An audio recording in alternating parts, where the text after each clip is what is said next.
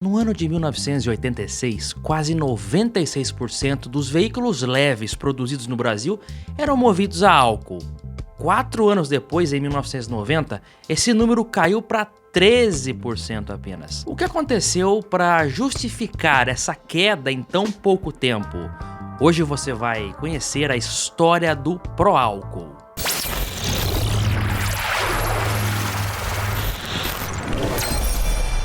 Olá amigos do canal PL, bem-vindos a esse canal que traz literatura automotiva e nostalgia. Vamos para um mini doc do canal PL contando a história do pró-álcool. Se você não conhece, você vai conhecer agora e vai ver curiosidades muito interessantes. Na década de 70, o mundo enfrentava uma crise energética sem precedentes. O petróleo, base da economia global, se tornava caro, escasso e também politicamente instável. Mas enquanto muitos países sofriam as consequências ao redor do mundo, o Brasil decidiu seguir um caminho alternativo, caminho esse movido a cana-de-açúcar. Em 1973, a chamada crise do petróleo abalou o planeta. Países produtores reduziram a oferta e elevaram os preços drasticamente. O Brasil, que ainda vivia a euforia do milagre econômico do início da década, porém que era altamente dependente da importação de petróleo, viu sua economia ameaçada. Para vocês terem uma ideia, nessa época, mais de 80% do combustível consumido no país vinha do exterior. Era um cenário insustentável, mas havia uma alternativa no horizonte: o álcool derivado da cana-de-açúcar. Desde o período colonial, a cana já era um dos pilares da economia brasileira. Os engenheiros, os usineiros produziam açúcar, mas também geravam os chamados subprodutos, dentre eles o álcool. Ao longo do começo ali do século XX, cientistas e engenheiros brasileiros começaram a estudar a viabilidade de usar o álcool como combustível após o presidente da época, o Epitácio Pessoa, reclamar em 1922 da, entre aspas, colossal importação de gasolina no Brasil. O governo que o sucedeu, que era o do presidente Arthur Bernardes, fez a encomenda de um projeto de desenvolvimento de motores a álcool. No ano de 1925, veja, há 101 anos atrás, um Ford com motor de 4 cilindros foi o primeiro automóvel que se tem notícia a rodar com álcool no Brasil. O veículo percorreu 230 quilômetros em um trajeto no circuito da Gávea, no Rio de Janeiro, na primeira prova automobilística realizada pelo Automóvel Clube do Brasil. O consumo foi de 20 litros por 100 quilômetros. No mesmo ano, o Ford fez os percursos Rio-São Paulo, Rio-Barra do Piraí e Rio-Petrópolis. O combustível era álcool etílico hidratado 70% com 30% de água. Era quase aguardente mesmo, já que a cachaça tem entre 38% e 54% de álcool na sua composição. Nos Estados Unidos, o próprio Henry Ford declarou para o The New York Times em 1925 também que o álcool seria o combustível do futuro, após rodar com o Ford 1914 abastecido com um novo combustível. Essas experiências serviram também para identificar pontos sensíveis no carro movido a álcool, como as causas prováveis da forte corrosão, observada em alguns componentes do motor, principalmente no sistema de carburação. No Brasil, o propósito nessa época não era substituir a gasolina com o álcool puramente dito, mas sim fazer uma mistura que até se tornou obrigatória nos anos 30, com várias leis municipais, estaduais e federais que estabeleciam a adição de 5 a 10% de álcool à gasolina. Mas se desde a década de 20 já tinha carro que conseguia rodar com álcool, por que então demoraram décadas para que essa nova realidade chegasse aos postos de combustíveis? O problema nunca foi de verdade a viabilidade técnica, mas sim econômico. Com o petróleo abundante e barato dominando o cenário global, investir em álcool parecia não fazer muito sentido naquele momento. Mas isso mudou completamente em 1973 com o que ficou conhecido como a primeira crise do petróleo, que foi uma espécie de colapso energético global causado pelo embargo dos países árabes produtores de petróleo em retaliação ao apoio ocidental a Israel durante a guerra do Yom Kippur. O episódio marcou o fim da era do petróleo barato e redefiniu a economia e a geopolítica mundial. Os efeitos imediatos dessa crise foi que o preço do barril do petróleo disparou. Ele foi de $3 para 11, causando escassez de combustível em vários países. Filas, impostos e racionamentos frequentes também foram consequências disso. Diante desse cenário, dois engenheiros paulistas, o Lamartine Navarro Júnior e o Cícero Junqueira Franco, enxergaram uma alternativa que mudaria o futuro do país. Inspirados na experiência de Salvador Lira em Alagoas na década de 30, onde motores haviam sido movidos com a mistura de etanol, éter e óleo de rícino, eles acreditaram que o Brasil poderia criar o seu próprio combustível a partir da força do agro e da cana-de-açúcar. O governo Geisel incentivava a economia de combustível com propagandas, incentivando ali dar carona, andar de bicicleta, respeite os 80 ali, o limite da via era 80 km por hora, para economizar de fato gasolina, e chegou até a proibir competições automobilísticas em 1976. Essa proibição durou ali cerca de um mês, depois eles liberaram novamente, mas com uma série de restrições, incluindo um limite de litros de gasolina para usar, e também acabaram com os treinos ali não oficiais. Foi realmente um período de racionamento. Transporte solidário. O petróleo que você economiza movimenta o Brasil.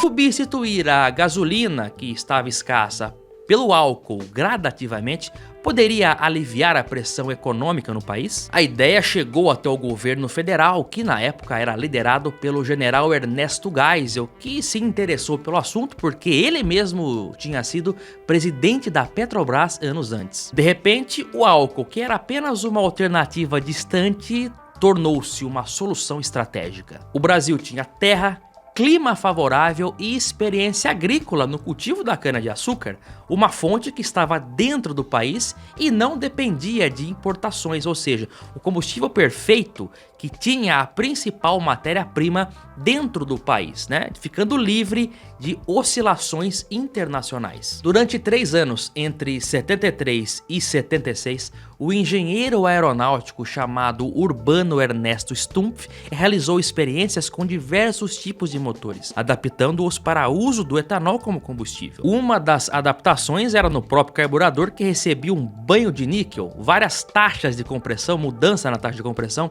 e também no ponto de ignição foram testadas. No período, técnicos e engenheiros trabalharam dioturnamente para garantir a eficiência e eficácia do projeto, de modo que o etanol pudesse ser utilizado em larga escala. O primeiro trabalho do grupo foi descobrir o quanto % de álcool anidro poderia se acrescentar à gasolina sem perder o rendimento. Na época, nos motores dos anos 70, chegou-se à conclusão que até uns 15% aguentava, mas o ideal era 10%. Hoje é quase 35%. Que coisa! Depois só que começaram os estudos para, de fato, converter os motores. Já em 1975, o presidente Ernesto Geisel recebeu em sua mesa os primeiros estudos, os resultados com os testes, da conversão para o álcool. E ele ficou muito entusiasmado com o que viu, e isso resultou então na criação do lançamento do programa Proálcool em novembro de 75. O Proálcool, que era esse programa que buscava a substituição de combustíveis derivados de petróleo pelo álcool hidratado. Os modelos usados nesses primeiros testes, tiveram que testar na prática, Os modelos usados foram um Fusca 1300, um Jeep Chavante, também com motor Volkswagen 1300, que foi cedido como empréstimo pelo João do Amaral Gurgel, lá da Gurgel, e um Dodge 1800, que foi cedido pela Chrysler. Aliás, esse último acabou sendo o primeiro de fato a rodar com álcool nesses testes. No dia 19 de outubro de 76, os 3 carros saíram do Centro Técnico Aeroespacial em São José dos Campos e percorreram 8.500 quilômetros através de 9 estados e voltaram ao ponto de partida 23 dias depois. Aparentemente comuns, o Dodginho, o Fusca e o Gurgel causavam espanto no momento do abastecimento. Todos funcionavam com álcool em vez de gasolina. Os carros faziam parte da caravana Proálcool, nome popular do Circuito de Integração Nacional, criado para demonstrar a viabilidade do novo combustível. Depois da caravana, o governo federal decidiu converter o motor dos carros das frotas de empresas estatais. Foram convertidos 731 Fuscas no total. Só a Telesp, empresa paulista de telefonia, investiu em 400 deles. O Jeep Chavante foi devolvido ao Gurgel logo após os testes, ele havia sido emprestado. O Fusca teve um final triste, ele foi leiloado como sucata em 1986. O único que teve um final mais feliz foi o Dodginho. Ele foi preservado e atualmente está em exposição no MAB, né, o Museu Aeroespacial Brasileiro, em São José dos Campos mesmo, né, que também é conhecida como a capital da aviação por conta de ser a sede da Embraer lá, né? Em 1976, né, menos de um ano após o lançamento do Proálcool pelo governo federal, a Fiat fazia o lançamento do seu primeiro carro no Brasil, estreando no mercado nacional, era o Fiat 147, baseado no 127 italiano. O desenvolvimento do 147 a álcool começou logo após o lançamento do modelo por aqui. Ainda em 76, a Fiat exibiu no Salão do Automóvel um dos primeiros protótipos já funcionais. Eles preferiram partir do motor Fiasa 1.3 e não do 1050, e era uma coisa nova. Os resultados foram aparecendo com tentativas, erros e muitos testes. Um dos desafios era a alta corrosão do álcool, que detonava as bombas, tanque de combustível, tubulações, mangueiras, carburador, e que por isso precisavam passar por modificações. Mas o problema maior era a partida a frio. Para dar a primeira partida no carro, né, ainda mais em dia frio, o carro não pega sem a injeção de gasolina. A solução foi um pequeno reservatório com gasolina lá na frente, né, que injetava gasolina direto no carburador. O acionamento era feito manual, através de um botão no painel. Esses injetores de gasolina passaram a ser automáticos nos anos 80, mas até a primeira metade da década, a maioria dos carros nacionais que tinham injetor de partida a frio tinham o botão manual. O meu Santana 86 tem ainda o botão lá manual, que eu até prefiro, você ter um controle melhor ali, né? Havia ainda a válvula Termac, que levava ar aquecido pelo coletor de escapamento para dentro do motor durante a fase de aquecimento. Assim, evitava-se falhas do motor na fase fria. O Fiat 147 movido a álcool foi lançado oficialmente em julho de 1979 e se tornou o primeiro carro a álcool produzido em série no mundo. Curiosamente, as primeiras encomendas do novo modelo foram para a Telesp, Telemig, Telebahia e Petrobras. Ao contrário daqueles da caravana do álcool, que o Fusquinha, o Dodginho e o Gurgel, que tiveram seus motores a gasolina adaptados para o álcool, o 147 era o primeiro em série e era o primeiro com seu motor já desenvolvido para funcionar com o novo combustível brasileiro. Em 1980, praticamente todas as montadoras que operavam no Brasil já tinham lançado os seus modelos movidos a álcool. Apesar do êxito, o carro a álcool não era só alegria. Haviam contras, né, como ter que usar o afogador na partida a frio, a corrosão excessiva em alguns componentes metálicos e também a menor autonomia, o que fez com que alguns modelos tivessem os seus tanques maiores nas versões a álcool. O pico das vendas do carro movido a álcool no Brasil aconteceu em 1986, quando foram vendidos quase 700 mil carros movidos somente com esse combustível. Era o sucesso do projeto e um exemplo para o mundo. Curiosamente, naquele mesmo ano de 1986 aconteceu um fato que seria crucial para o declínio do álcool nos anos seguintes, que foi a queda brusca do preço do barril do petróleo.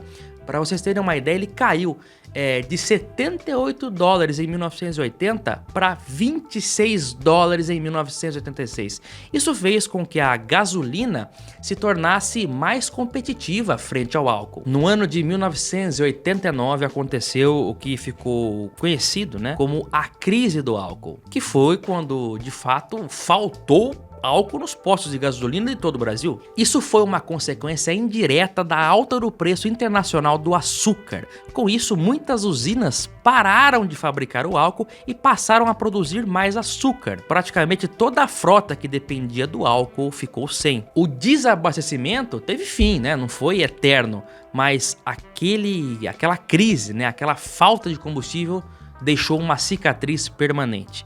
O consumidor brasileiro perdeu a confiança, perdeu o gosto no carro a álcool e não tinha mais aquela confiança. O medo de novas crises de desabastecimento se fazia presente. Com isso, muitas pessoas passaram a preferir novamente carros movidos a gasolina. Entre 1990 e 93, o carro a álcool até tomou um fôlego novamente, porém de 94 em diante, as vendas caíram para nunca mais subir. No final da década de 90, a produção de carro a álcool era irrisória, só para modelos de frota ou pedidos especiais. Um dos fatores que contribuíram também para a queda do carro a álcool foi justamente a transição do carburador para a injeção eletrônica. Injeção que chegou aqui em 89, o primeiro carro foi o Gol GTI, e esses primeiros sistemas de injeção, eles tinham muitos componentes, para não dizer todos, componentes importados que não eram projetados para funcionar com álcool.